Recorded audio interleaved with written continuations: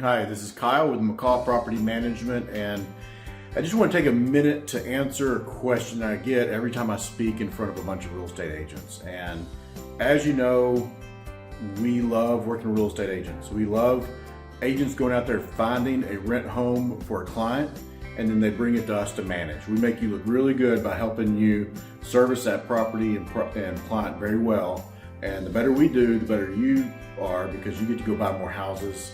And so it's a really good relationship that we have with real estate agents. And a lot of real estate agents ask me, well, how are you getting these real estate deals? Or how can I find real estate deals? There's nothing good out there anymore.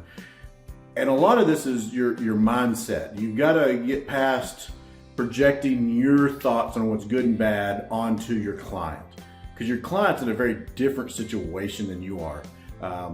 They have specific needs and desires that they're looking at real estate to help solve their needs or requirements. And you got to remember, there's 4 ways to make money in real estate with our clients. So first one, cash flow. That's the one everybody gets hung up on. That's the one where you got it in your mind that you cannot find a good deal because I need to find this perfect house in a perfect neighborhood, perfect scenario. It's going to make a ton of money per month for a client. That would be great. They're not out there. There's not a whole lot of those. Those are little unicorns out there that people talk about, but they don't happen very often. Now, when they come back, buy them all up.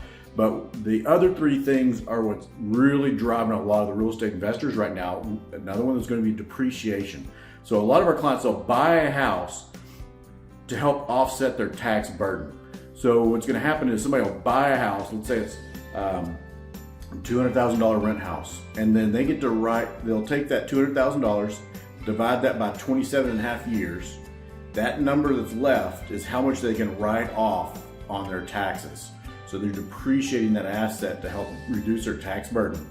The other thing they're looking for is appreciation. So appreciation is, you buy the $200,000 house and it goes up 5% next year, 2%, 3%, 10%, whatever that is, it goes up a little bit.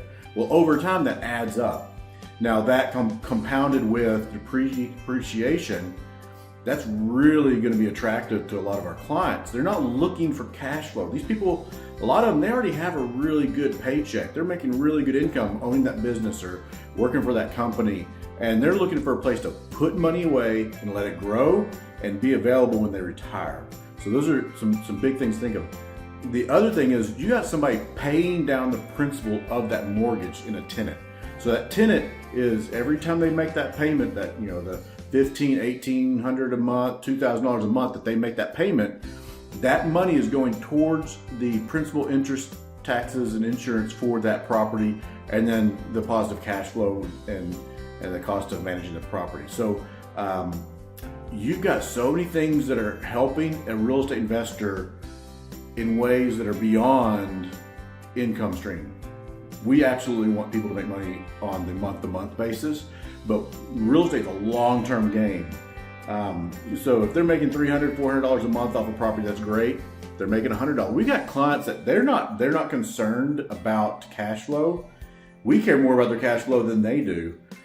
What they want is to know that they've got a really good asset in a good part of town that they know 5, 10 years down the road, it's going to be significantly more valuable.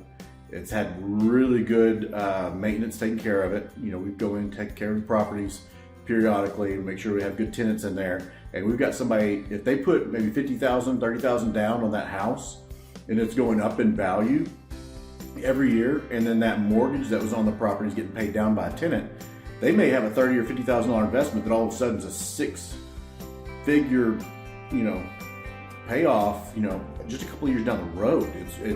It's really amazing how much you can get out of a real estate investment versus other types of investments. So get past it has to cash flow. We want them all to cash flow. We want them all to pay for themselves. But there are other ways that people make money in real estate. And that's what a lot of our clients that are, high tax states, they want to get that money and just depreciate some assets to where they can get some tax write-offs. So keep that in mind. So next question, where do you find these houses?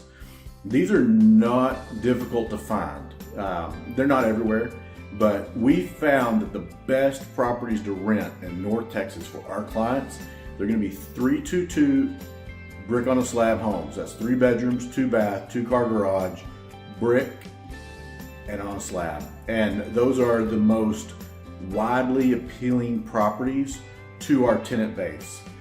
There are also properties that tend to do better over time. You want the brick because on the wood exterior homes, you have wood rot and you have water damage that can happen. You have to paint it more often. Bricks are very low maintenance.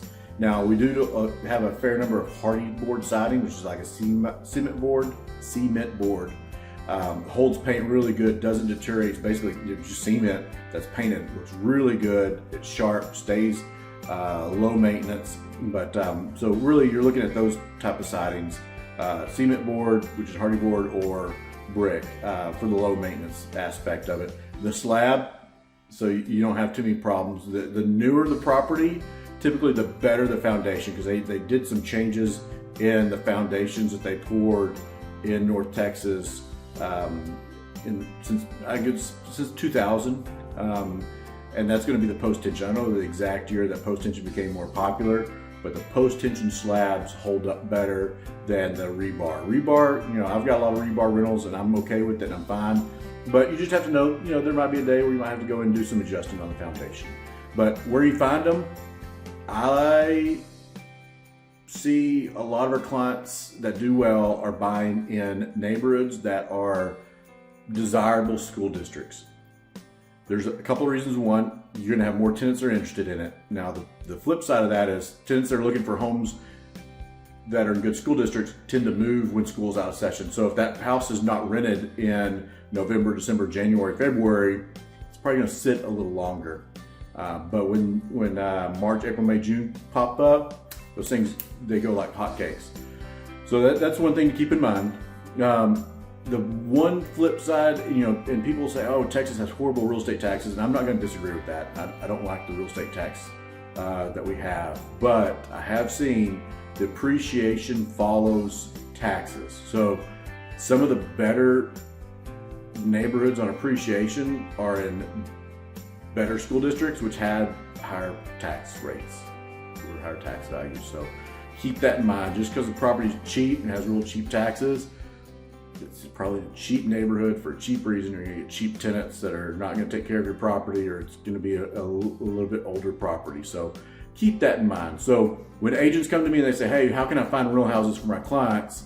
I can't find anything. MLS has them. You just gotta look. 3 bedroom, 2 bath, 2-car garage, brick on a slab in a decent neighborhood that you don't mind driving through at night. That's the main things. 4 bedrooms, they do rent good, but not as good as 3s. So just keep that in mind.